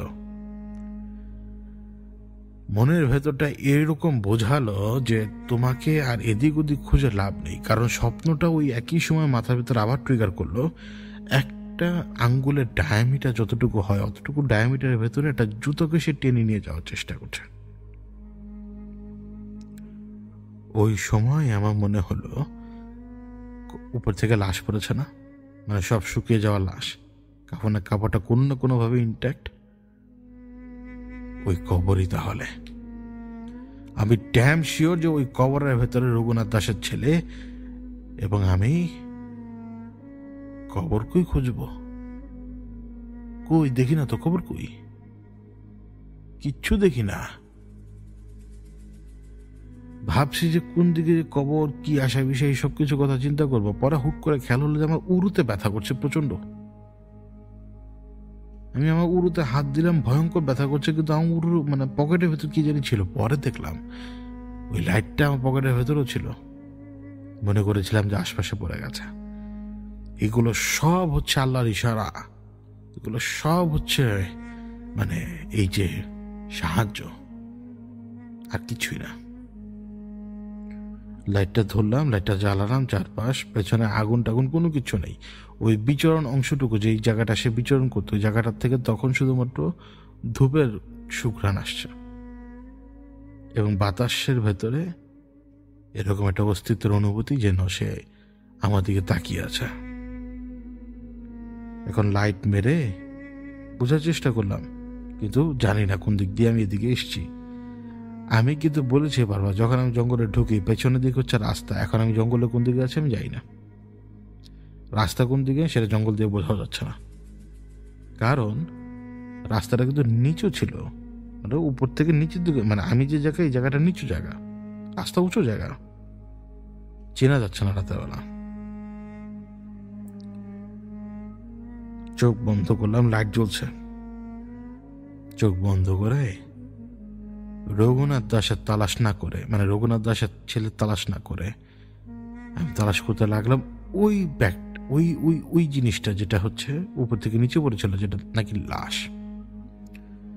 ওই কাফনের কাপড়টাকে আমি খোঁজার চেষ্টা করছিলাম আমার চোখ বন্ধ করে, এবং আমি যেটা দেখতে পাচ্ছি যে আমাকে অনেক দূর রাস্তা হেঁটে যেতে হবে, তারপরে হয়তো আমি সেটা পেতে পারি। আমি ওটা ফলো করছিলাম, আমি ওই রাস্তা ফলো করে যাচ্ছিলাম ঠিক সেই দিকে যেই দিকে ওই কবরের অংশটা থাকতে পারে। কিন্তু আমি এলাম কোথায় জানেন? এক্সাক্ট সেইখানে যেখানে আমি প্রবেশ করেছিলাম, মানে যেদিক দিয়ে প্রবেশ করেছিলাম, এবং লাশটা উপরের দিক থেকে যে পড়েছিল ঠিক ওই জায়গাতে, এবং আমার চোখের সামনে লাইট মারা অবস্থায় আমি দেখতে পাচ্ছি লাশ। কাফনের কাপড়ের অবস্থাটা এরকম যে কাফনের কাপড়টা তো রং তো বদলে গেছেই, কিন্তু এটার সাথে কোনো না কোনোভাবে মাটি এমনভাবে অ্যাডজাস্টেড হয়ে আছে যে এইটা এখনো কিছুটা ইনট্যাক্ট, সম্পূর্ণ না, এবং উপর থেকে পড়ার কারণে কিছু জায়গায় ফেটে গিয়েছে, আলগা হয়ে ছিঁড়ে যাওয়ার মতো অবস্থা, মানে টেম্পারলেস, মানে টেম্পারহীন একটা কাপড়। সে কাপড়টা জাস্ট ফাটলে যেরকম হবে উপর থেকে, ওইভাবে ফাটা। আর মনে হলো যে মানুষের হাড়, কিন্তু আমি জানি না কোন, মনে হলো, ভুলও হতে পারে, কি জানি বেরিয়ে আছে। দুই একটা তো বাইরে গড়িয়ে, মানে গড়িয়ে গড়িয়ে আরো দূরে গেছে ওই পড়ার ফোর্সের কারণে। আমি সাহেবকে খুঁজছি, টের পাচ্ছি আশপাশে আছে, কিন্তু কেন জানি টাকা সাড়া দিচ্ছে না। আমি বুঝতে পারলাম যে সে চায় আমি নিজেই যাতে এই লাশটাকে ক্যারি করি, এবং আমি এটাও বুঝতে পারছিলাম যখন আমি এই লাশটাকে ক্যারি করব ঠিক তখনই আমি গোরস্থানের খবরটা খুঁজে পাবো। মানে গোরস্থান কোন দিকে, অর্থাৎ এই জঙ্গলে উদ্দেশ্য যেটা, সেইটার দিকে কিন্তু আত্মাকে ধাবিত করে নিয়ে যাচ্ছে সবকিছু। কে করছে, কিভাবে হচ্ছে, সেটা বোঝার বিষয়। ততক্ষণ পর্যন্ত কিন্তু খচ্চর বাহিনীর কোনো রকমের উপস্থিতি আমি টের পাইনি, কিন্তু আমি এটুকু বুঝলাম যে কয়েকটা অংশ ওই কাপড় ফেটে যে বেরিয়ে এসছে, সেটা তো বডির অংশ। এখন আমি ঢুকাবো কিভাবে? আজকে থেকে 1.5-2 বছর আগে যখন কাজ ছাড়ি, তখন এটা আমার কাছে কোনো ব্যাপারই ছিল না। এমনকি ইমার্জেন্সি কেসে যখন আমি ওই মেয়েটার লাশের পেছনে ঘুরি, তখনও এটা আমার কাছে ম্যাটার করেই নাই। কিন্তু কতদিন মারাত্মক হেজিটেশন ফিল করছিলাম যে আমার এটা ধরারই দরকার নেই, মানে ধরিস না, রোগ হইতে পারে, বিপদ হইতে পারে, তারপরও ধরা তো লাগবে। যেটা হচ্ছে উপায় আর নাই, ধরা লাগবে। আমি ওই মানুষ যে খুব সহজে হাত দিয়ে ধরতে পারতাম, সে মানুষ তখন পারছি না। মানে মনের ভেতরে বিভিন্ন রকমের খেয়াল আসছে যে মানে পাতা দিয়ে ঠেলে ঠেলে ঢুকাই, আর যদি পাতা দিয়ে সুবিধা না হয় তাহলে পায়ে স্যান্ডেল খুলে ওই স্যান্ডেল দিয়ে ঠেলে ঠেলে ঢুকাই। মানে অদ্ভুত ধরনের কথাবার্তা মাথার ভেতরে আসছে, কিন্তু আমি তো এই কথাকে গুরুত্ব দিই নাই। আমার স্বাধীন সত্তার উপরে আমার যথেষ্ট কন্ট্রোল রয়েছে, বাকিটা আল্লাহর হাতে, আল্লাহ ভালো জানেন। আমি এই ভাবনাগুলোকে নিজের উপরে চড়তে দিইনি। আমি বসি আর ডান হাত দিয়ে আমি অংশটা ধরি, আমি জানি না এটা কোন অংশ, কোন হাড় মানব দেহের, এরকম কয়েকটা অংশ ওই যে ফাটা কাপড়ের নিচ দিয়ে কোনো রকম ঢুকিয়ে দিই, এছাড়া আর কোনো উপায় নেই। এবং ঠিক সেই সময় আমার পেছনে এক এক করে যে অদ্ভুত ধরনের শব্দ তৈরি করছিল এরা সবাই উপস্থিত হয়ে আমার পেছনে শব্দ করছে, অদ্ভুত ধরনের শব্দ, যেন এক একটা ব্রাঞ্চ বা এক একটা গ্রুপ, কয়েক লক্ষ পিঁপড়ার অদ্ভুত ধরনের শব্দ। তা আমি পেছনের দিকে যখন তাকাই, আমি দেখতে পাই যে গাছে মাটিতে একজনের ঘাড়ে তো আরেকজনের ঘাড়ে, আরেকজনের মাথায় তো আরেকজনের মাথায়, এরা সবাই এখানে উপস্থিত। এক একটা সাইজ, হাইটে বড় জোর 1.5 ফিট, তুই একটা বড় জোর 3 ফিট, কিন্তু 90% উপরে এক একটা সব 1 ফিটেরও উপরে বা একটু নিচে। খচ্চর বাহিনী আমার চোখের সামনে। আমি জিজ্ঞেস করলাম, এত সময় লাগলো কেন আমার চোখের সামনে আসতে? উত্তর দে, ওই পাশ থেকে কিচেন বিচারের শব্দের বাইরে কোনো শব্দ না। আমি বলে দিলাম যে এটা আমার লোক, আমি এখানে এসছি আমার লোকের জন্য এসছি। আমার লোক কোথায়? আমার লোককে তোরা কেন লুকিয়ে রেখেছিস বল? ওখান থেকে উত্তর আসে না, বরং আমার চোখের সামনে 3.5 ফিটি একটা পণ্ডিত এসে দাঁড়ালো। ততক্ষণে আমার ওই যে ফ্ল্যাশ লাইটের লাইট আমি অফ করে দিয়েছি। লম্বায় হাইটে 3 ফিট, এটা আমার চোখের সামনে। কে জানি বলতে চাইলো, আর আমার পাটা যে আমার ইচ্ছার বাইরে চললো সেটাও আমি জানি। অর্থাৎ আমি ওকে লাথি মেরে ফেলে দিয়েছি। তখন বলতেই দেইনি, হঠাৎ করে অহংকার অনুভব করছিলাম। আর ওই অহংকার অনুভব করার সময় আমি ওদেরকে উদ্দেশ্য করে বলছিলাম যে তোরা আমার সামনে আসার সাহস পাস কিভাবে? আমি কি আর আগের মতো? আমি তো আর আগের মতো না। তখন আরেকজনের উপরে আরেকজন চড়ে আমার চোখের সামনে আসে। দুজনের হাইট প্রায় 6 ফিটের মতো, তাও কাছাকাছি কয়েক ইঞ্চের ব্যবধান। আমি ওদেরকে জিজ্ঞেস করলাম, রঘুনাথ দাসের ছেলে কোথায় বল? ছেলেকে না নিয়ে আমি এখান থেকে যাব না। এখন ওরা ওই সময় ইশারা দিল নিচের দিকে, অর্থাৎ মাটির তলে। এটা তো আমার বিশ্বাস হয় না। ওদের পক্ষে ওই সুরঙ্গে কোনো মানুষকে নিয়ে যাওয়া সম্ভব না। একটা মানুষকে শ্রিঙ্ক করে পিঁপড়া আকৃতিতে নেওয়া সম্ভব না। আমি সুন্দর করে বললাম, দেখ মাথা মোটা দল, আমি যদি ধরি না, একটা লাথি মারলাম, আর এই যে আমার সামনে 3 ফিটের 2টা 6 ফিট, উপরেরটা শুধু গলা ধরবো আর নিচেরটারে কিন্তু আবার জোড়াটা লাথি মারবো। তখন আপনি বলে দিবি। তো ওইখান থেকে যে আমার চোখের সামনে একদম হাইট বরাবর সে আমাকে বুঝালো, আমি তো ইতিমধ্যে জানি, মানে ও বুঝাচ্ছে আমি ইতিমধ্যেই নাকি জানি ওই ছেলে কোথায়, আমি খুঁজছি না। আমাকে এটা বুঝালো, এটা কিন্তু মৌখিক ভাবে সে বোঝায় নাই আমাকে। তখন আমার মাথার ভেতরে আসলো, আরে তাহলে ওইটাই কবর থেকে লাশ উঠিয়েছে ওরা। তাহলে রঘুনাথের ছেলেকে কবরে লুকিয়ে রেখেছে, কনফার্ম। এখানে আমি ওদেরকে জিজ্ঞেস করলাম, কবর কোন দিকে বলতো? ওই যে 3 ফিটের 2টা মিলে 6 ফিট হয়েছিল না, ওই উপরেরটা 3 ফিটের কাঁধ থেকে লাফ দিল, পেছনে দৌড় দিল। আমার সামনে যে 3 ফিট ওয়ালা ছিল ওইটাও দৌড় দিল। গাছগুলোতে যে 1 ফিট সাইজের গুলো ছিল সেগুলো সব দৌড় দিল। চোখের সামনে থেকে সব গায়েব হয়ে গেল হুট করে। ওরা সবাই তো পালালো, খবর খুঁজতে হবে এখন আমাকে। তো আমি লাইট মেরে এদিক ওদিক দেখার চেষ্টা করলাম, কিছু দূর এগুলাম এদিক ওদিক, তারপরে কেন জানি মনে হলো যে আমি এক জায়গায় চরকির মতো ঘুরছি শুধুমাত্র। এভাবে চরকির মতো ঘোরা যেতে পারে না। তখন আমি আবার চোখ বন্ধ করলাম। এদিকে চারপাশে অনেক শব্দ, অনেক অদ্ভুত রকমের বিভিন্ন শব্দ। এই শব্দগুলো তৈরি করছে কেবল খচ্চর বাহিনী, আর অন্য কেউ না। কিন্তু তখন পর্যন্ত আমার মাথার মধ্যে একটা ব্যাপার কাজ আসেনি, যেটা পরে আসবে। আমি চোখ বন্ধ করে কনসেন্ট্রেশন ধরে রাখার চেষ্টা করছিলাম, কিন্তু পারছিলাম না বিভিন্ন রকমের শব্দের কারণে। কিন্তু আচমকাই আমি সাহেবের কাছ থেকে যে খবরটা পেলাম তখন, মানে উনি দূরে দাঁড়িয়ে সমস্ত তামাশা দেখছেন, যে তামাশা কেন হচ্ছে। উনি আমাকে ইনফরমেশন দিলেন আমি যাতে দিক পরিবর্তন করি। দিক পরিবর্তন করার পর আমার চোখের বাম দিকের কর্নারই হলো সেই জায়গা। আমি দিক পরিবর্তন করলাম। দিক পরিবর্তন করার পরে বাম দিকে চোখ খুললাম, মানে চোখ খুলে বাম দিকে তাকালাম।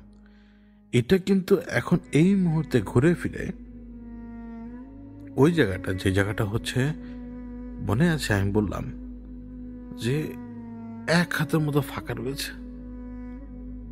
ওই সরকি দিয়ে ওরা যে বাধা তৈরি করছিল, মানে বাধাটা বন্ধ করে দিচ্ছিল এখানে মহীশূরকে আটকে রাখার জন্য, ওই যে ফাঁকা জায়গাটা, ওই ফাঁকা জায়গা থেকে ওইখানে দাঁড়ালে ঠিক ডান চোখ যতটুকু, মানে যে কৌণিক দূরত্ব অবস্থান করছে ওই কৌণিক দূরত্বে। তখন পর্যন্ত আমার খেয়াল আসেনি যে এই জায়গায় ফাঁক ছিল প্রায় এক হাত, যেটা ওরা সুরকি দিয়ে খুব দ্রুত বন্ধ করেছে। কেন বন্ধ করেছে সেটা বুঝতে পারিনি তখনও। তা আমি ওইদিকে আগাচ্ছি। যত আমি ওইদিকে আগাচ্ছি না, তত আমার সামনে একটার পর একটা জিনিসপত্র পড়তে লাগলো। পুরাতন একদম বাজে বাতিল হয়ে যাওয়া হাড়ি থেকে শুরু করে গাছের ডাল, মানুষের জুতা, মানুষের গায়ের ওড়না, মানুষের মাথার টুপি, এমন কোনো কিছু নাই যে আমার চোখের সামনে এসে পড়ছিল না। এবং প্রায় 2-2.5 মিনিট পর আমি ওই জায়গাটা খুঁজে পাই এবং বুঝতে পারলাম যে আর কিছু দূরে জঙ্গল শেষ হয়ে যাবে। মানে এটা হচ্ছে জঙ্গলের, মানে যেই সাইডে রয়েছে ওই সাইড দিয়ে প্রবেশ মুখ, মানে কয়েক কদম বা কয়েক ফিট পরে জঙ্গল শেষ। কারণ আমি অপোজিটে দেখতে পাচ্ছি ধানের জমি, ঠিক নিচু জমি। এক মুহূর্তে আমার ওই নদীর পাড়ে যাবার ওই জায়গাটার কথা মনে পড়লো, কারণ ওই যে জায়গা থেকে আমি নদীর পাড়ে যেতাম ওই জায়গাটা উঁচু, কিন্তু নিচু জমি থেকে উপরে উঁচু জমিতে। আর এখন দেখতে পাচ্ছি যে আমি উঁচু জমিতে, সামনে নিচু জমি, কারণ ধান ক্ষেতকে স্পষ্ট দেখা যাচ্ছে। পেছনে একটা শব্দ হলো আমার। পেছনের শব্দকে গুরুত্ব দিলাম না, লাইট মারলাম। হ্যাঁ, একটা কবর খোঁড়া, এবং কবরটা যে দিক দিয়ে খোঁড়ার অবস্থা দেখলে মনে হয় না কোনো মানুষ এখানে থাকতে পারে। কিন্তু মানুষকে এখানে রাখা কঠিন না। কিন্তু পেছনে আবারও শব্দ হচ্ছে, যেন ভারী কোনো কিছুকে টেনে নিয়ে যাচ্ছে, কিন্তু আমি নোটিস করি নাই। আমি টের পেয়েছি যে ভারী কোনো কিছু টেনে নিয়ে যাচ্ছে, কিন্তু আমার মাথায় হুট করে রঘুনাথ দাসের ছেলের কথা একদম গায়েব হয়ে গেল, এবং মাথার ভিতরে একটাই টার্গেট তখন, ওই লাশটাকে দাফন দিতে হবে, আবার ওই লাশকে লাশের জায়গায় ফিরিয়ে দিতে হবে। এখন আমি যে জায়গাটা দেখতে পাচ্ছি ওই জায়গাটা মনে করুন যে একটা মাথায় বালিশ, আমরা মাথায় বালিশ দিই, ওই বালিশের অর্ধেক পরিমাণ জায়গা, বিশাল বড় বালিশ নয়, যেটা ছোট বালিশ আর কি। কেবল ওই কাপড়টাই ঢুকতে পারবে, যে কাপড়টা উপর থেকে নিচে ফেলেছিল ওরা। তো পেছনের দিকে তাকালাম, এখানে কিন্তু কাউকে আমি পাইনি। পেছনের দিকে তাকালাম এবং আমি এগিয়ে যেতে শুরু করলাম। রাস্তা আবারও ভুল হলো, কিন্তু এই ভুল হওয়ার পরেও আমি কিন্তু ঠিক ওই জায়গায় যে পৌঁছাই যেখানে যে কাপড়টা পরেছিল, যে বললাম না হাড়ের অংশ আমি ঢুকেছি। এখন এটা উঠাতে কিভাবে, আরে উঠাবো কিভাবে? মন বলছে এটা কি ধরবি, এরা তো মানুষের লাশ, কি ধরবি তুই? কিন্তু আমি আগে ধরতাম তো, আমার তো কোনো সমস্যা হতো না। তার মানে জং ধরে গেছে, ওই সুযোগ তো আমি দেব না। আমি যখন ওই লাশটার কাপড়টা ধরি না, আমার হাতে কাপড়টা জাস্ট ঝরে যাচ্ছিল, মানে এটার অবস্থা এমন। মুখের মধ্যে লাইটটা নিয়ে নিলাম, আশপাশ থেকে অনেক বড় বড় কতগুলো ঘাস আছে ওগুলোকে টান দিলাম, কারণ ছিঁড়ে না, গোড়া থেকে টান দিয়ে যা পেরেছে ছিঁড়েছি, এমনকি ওগুলো দিয়ে আমার হাত পর্যন্ত কেটেছে। ওই ঘাসগুলোকে দিয়ে কোনো মতে আমি নিচে একটা স্পেস তৈরি করলাম, যাতে আমি লাশটাকে মানে ওই কাপড়টাকে সহজে ঢুকাতে পারি, মানে উঠাতে পারি। এবং ওই স্পেসটা তৈরি করতে যাওয়ার পরও কয়েক জায়গা দিয়ে কাপড় ফেটে হাড়গোড় বেরিয়ে এসছে। কিন্তু আমাকে তো মর্যাদা যতটুকু সম্ভব রাখতে হবে। মুখে আর বেশিক্ষণ ধরে রাখতে পারছি না লাইট। এক পর্যায়ে আমি খেয়াল করলাম আমার প্যান্ট ধরে কে জানি টান দিচ্ছে। তাকিয়ে দেখি যে একটা পিচ্ছি ইতর আমার প্যান্ট ধরে টান দিচ্ছে আর ফ্যাটকাচ্ছে। ওকে একটা লাথি যে মারলাম, ও যে কোজে পড়লাম আমি জানি না। ওই লাশকে আমি অনেক কষ্টে আমার বাম হাতের উপরে নিয়েছি। কিভাবে? ঘাসগুলো দিয়ে যে বেডের মতো করার চেষ্টা করেছিলাম ছেড়ে ওই ঘাসগুলোর উপরে কোনো রকম ঠেলে আমি এই কাপড়টা উঠাই, যে কাপড়টা মাটির সাথে লেগে এখন পুরো ঝরঝর হয়ে আছে। এরপরে সেটাকে ধরার জন্য ব্যবস্থা করে ইমিডিয়েটলি বাম হাত ঢুকিয়ে দিয়েছিলাম, যাতে করে কাপড়টা ব্রেক না হয়ে যায়, মানে ভেঙে যেতে না যায়। এখন ওই যে কয়েক কেজির মতো ওজন, এই পুরোটা আমার বাম হাতের উপরে। এখন আমার মুখে তার লাইট ধরে রাখতে পারছি না, আমার ডান হাতের লাইট কোনো রকম বাম হাতের ওই যে ঘাসগুলোকে ধরে রেখেছে ডান হাত দিয়ে, এবং কোনো মতে আমি এগিয়ে যাচ্ছি কবরের দিকে। এখন আমি যখন কবরের কাছে পৌঁছাতে যাব, ধরুন আর কত অল্প একটু বাকি, 10 হাত 15 হাত, আমার পাটা ধরে টান দিল এবং আমি নিচে পড়লাম। এবং নিচে যে বিভিন্ন জিনিসের ভেতরে পড়েছি, তো আমার পেট, বুক, মুখ, ঠোঁট, কোথায় যে আমি ব্যথা পাইনি আমি জানি না। খচ্চর বাহিনী আমার পা ফুসকে আমাকে ফেলে দিয়েছে। এবং আমার স্পষ্ট মনে আছে যে ওই একটা হাড্ডির বাড়ি আমার কপালেও লেগেছিল। এবং আমার হাত থেকে লাইটটা দূরে কোথায় জানি যে পড়লো, সুইচ বন্ধ। তো এদিক ওদিক হাতাতে লাগলাম আগে, উঠে পেটের মধ্যে ব্যথা পেয়েছে তো হাতাতে লাগলাম আগে, এবং হাতাতে আল্লাহর অশেষ রহমত, কারণ আল্লাহকে বারবার বলছিলাম যে আল্লাহ আমার এই আলোটা দরকার। তা আমি লাইটটা পেয়ে যাই। লাইটটা পাওয়ার পরে, লাইট মারার পরে দেখলাম যে সর্বনাশ হয়ে গেছে, সমস্ত কিছু ছিঁড়ে নষ্ট হয়ে পড়ে গেছে। এইখান থেকে 10-12 হাত দূরে, মানে 10-12 ফিট দূরে। আর কি করব বুঝতে পারছি না। পরে সিদ্ধান্ত নিলাম যে যতগুলো হাড়ের টুকরা আমি দেখবো সবগুলোকে আমি ছুঁড়ে মারবো ওই গর্তের দিকে। এখন এছাড়া আমার উপর নাই, আর কোনো উপায়ই নেই। তো আমি যখন ওই গর্তের দিকে মারছি, একটাও যে ওই গর্তের ভেতরে যাওয়া পড়ছে না, গর্তের সামনে যে আটকে যাচ্ছে। মানে আমাকে আবার ওদেরকে ওইখানে ফেলতে হবে, মানে গর্তের ভেতরে ঢুকাতে হবে। তো একটা করে হাড় আর ওই অংশগুলো আমি ওদিকে যত মারছি তত ভেতরটা কেমন জানি গোলাচ্ছে আমার।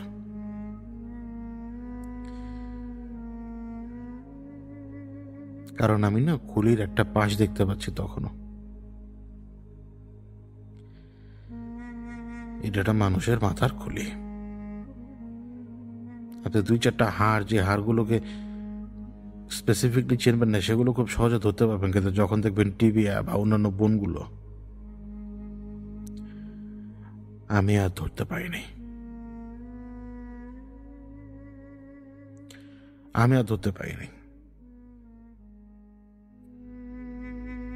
তো আমি যখন ওই কবরের কাছে গেলাম, কবরের কাছে গিয়ে আমি ধাক্কা দিয়ে ফেলে দিলাম, কিন্তু ওই মুহূর্তে ওই হাড়গুলোকে নিয়ে টান দিয়ে কি জানি পালিয়ে যাওয়ার চেষ্টা করছে। তো পেছন দিকে ঘুরে তাকিয়ে অতক্ষণে যখন লাইট মারলাম, লাইটটা পড়তে এরা লাফ দিয়ে এদিক ওদিক সরে গেছে। এখন উপরে না এক ধরনের অনুভূতি, এই অনুভূতি ভালো অনুভূতি না। উপরের থেকে যে অনুভূতি পাচ্ছে তা হচ্ছে যে কোনো সময় আমার উপরে বড় ধরনের হামলা হতে পারে। এখন যা হচ্ছে তা শুধুমাত্র আমার সাথে খেলা। এ কিন্তু আমাদের অতীত শত্রু, এটা কিন্তু ভোলে না কোনো কিছু। এবং এদেরও রাগ আছে আমার উপরে, আর আমারও এদের উপরে অনেক রাগ আছে। বিভিন্ন জায়গায় বিভিন্নভাবে আমি সবসময় এদেরকে পেয়েছি, কিন্তু আজকে পরিবেশটা ভিন্ন। আজকে সবকিছু ওদের অনুকূলে। মাটির নিচে যে মুভমেন্ট হচ্ছে সেটা আমি টের পাচ্ছি, তো ওই শব্দগুলো আমি টের পাচ্ছি, শুনতে পাচ্ছি আমার নিজের কানে। তারপরও নিজেকে তৈরি করে নেওয়ার জন্য জোরে জোরে নিঃশ্বাস নিচ্ছিলাম, আর পা দিয়ে ধাক্কা দিয়ে যতগুলো পারি আমি সামনের দিকে নিয়ে যাওয়ার চেষ্টা করছিলাম, আর না স্পর্শ করে সম্ভব হচ্ছিল না আমার পক্ষে। বিশেষ করে কাপড়ের ফাঁক থেকে যখন আমি দেখলাম যে খুলির একটা অংশ। দেখুন, আপনি কিছু অঙ্গ না দেখলে ততক্ষণ পর্যন্ত শান্তিই পাবেন, কিন্তু ওই কিছু অঙ্গ দেখে ফেললে আর শান্তি লাগবে না, কারণ তখন আপনার মাথার মধ্যে এটাই কাজ করবে, আপনি যে পা দিয়ে যে জিনিসটাকে ধাক্কা দিচ্ছেন এটা একটা সময় হিউম্যান বডি ছিল। তো আপনি বিভিন্ন রকমের কনফিউশনের ভেতরে পড়ে যাবেন, তখন উপায় থাকবে না। আর আমি যেই জায়গায়, এখানে তো আমার হাতে তাকে সম্মান দেওয়ার মতো কোনো কিছু নেই এক্সেপ্ট পা দিয়ে ধাক্কা দেওয়া ছাড়া, কারণ আমি হাত দিয়ে ধরতে পারবো না, জং ধরে গেছে। আমি ঠেলে ঠেলে ঠেলে ঠেলে নিয়ে গেলাম, 3-4 ফিট বাকি ছিল, প্রায় নিচের দিকে নেমে এসছি ওই উঁচু জায়গাটা থেকে। ওই সময় পেছনের দিক থেকে আবার আমার পায়ে জুতা ধরে টান দেয়, এবং ওই জুতা ধরে টান দেওয়ার কারণে আমি মুখ থুবড়ে আবার পড়ি, এবং আবারও আমি ব্যথা পাই। কিন্তু এইবার পেটে ব্যথা পাওয়ার পরে আমি খুব বেশি গালিগালাজ করি, খুব বেশি, কারণ তখন আর হচ্ছিল না, আর হাত মুঠ হয়ে এসেছিল, এবং আমি না বুঝেই ঘুষি মারতে শুরু করি। 2-3টা ঘুষি এলোপাথারি এদিক ওদিক যে পড়লো মাটির উপরে, কিন্তু 4 নাম্বার ঘুষিটা যে একেবারে, বা 4 নাম্বার বা 5 নাম্বার ঘুষিটা সরাসরি একটা হাড্ডির উপরে যে পড়ে, এবং আমি হাতে বিশ্রীভাবে ব্যথা পাই। মনে হলো যেন আমার হাড়ের কয়েকটা অংশ ভেঙে গেছে রীতিমতো।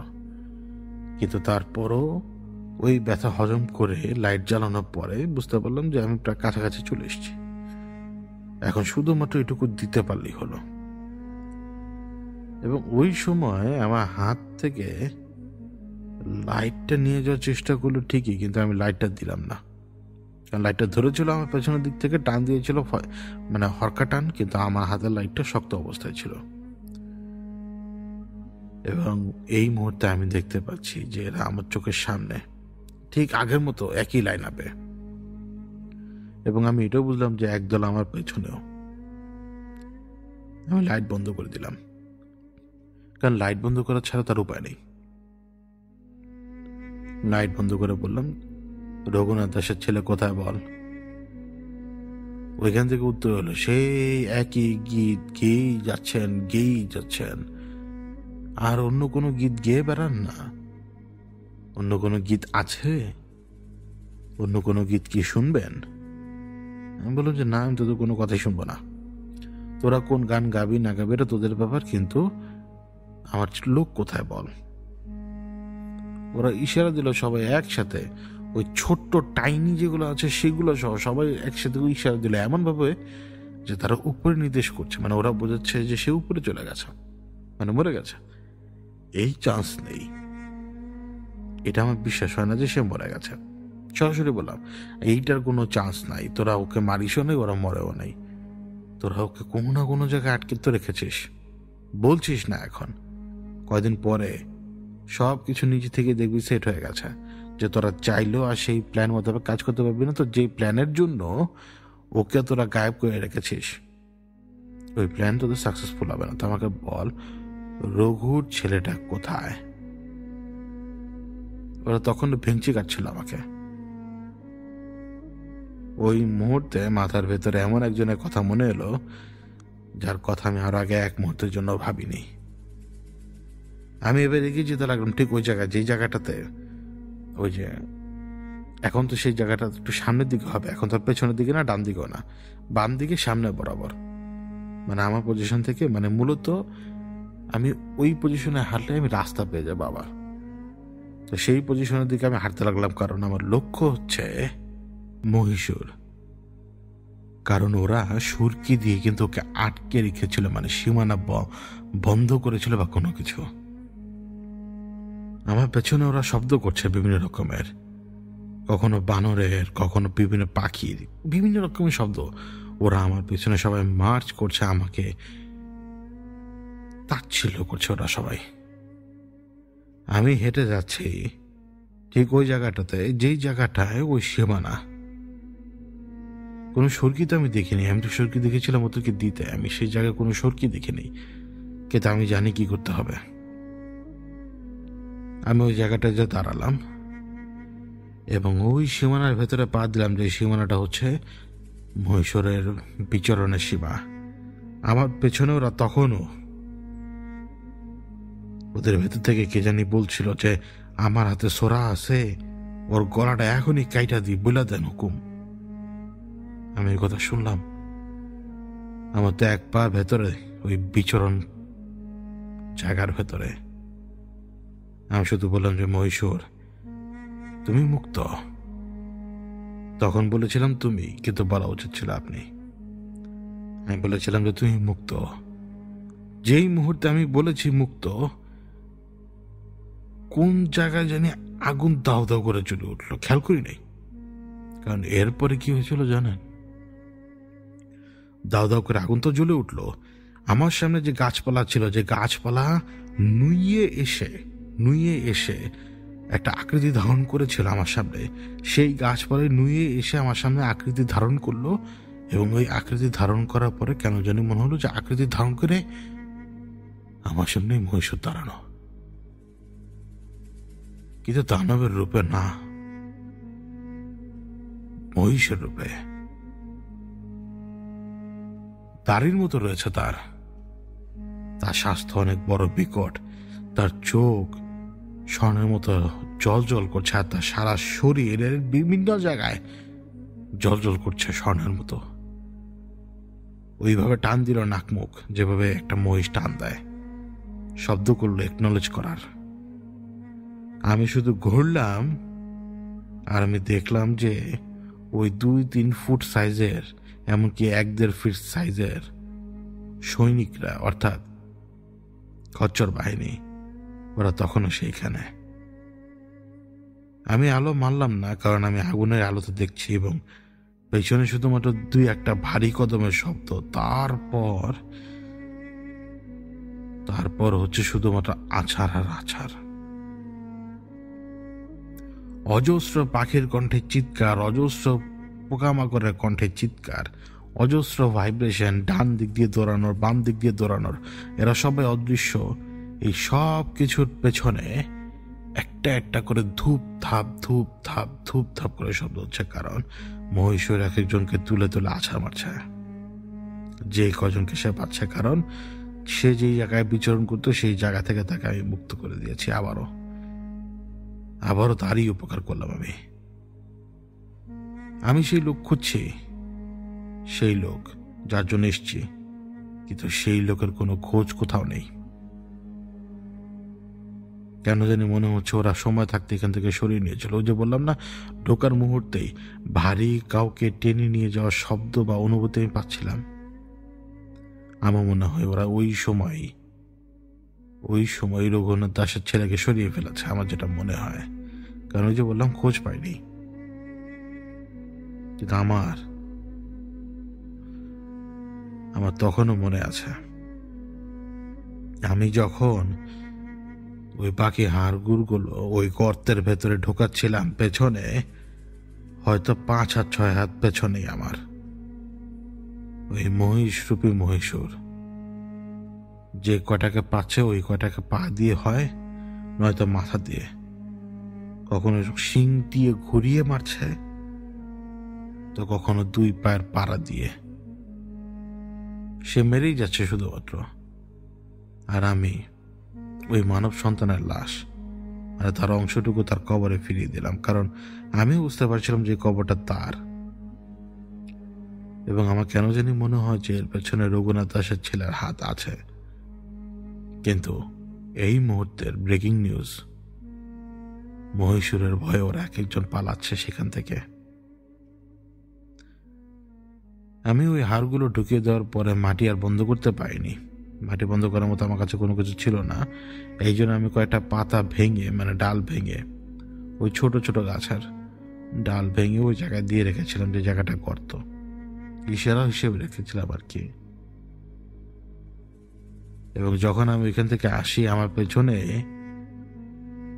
পেছনে তখনও কিন্তু মহীশূর দাঁড়ানো।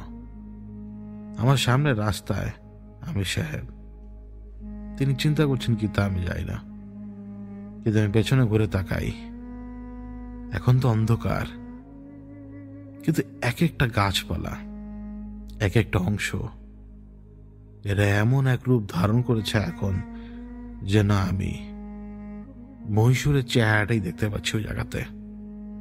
মহীশূরকে সেখানে দাঁড়াতে হচ্ছে না, আমি ওর চেহারা সুস্পষ্টভাবেই দেখতে পাচ্ছি।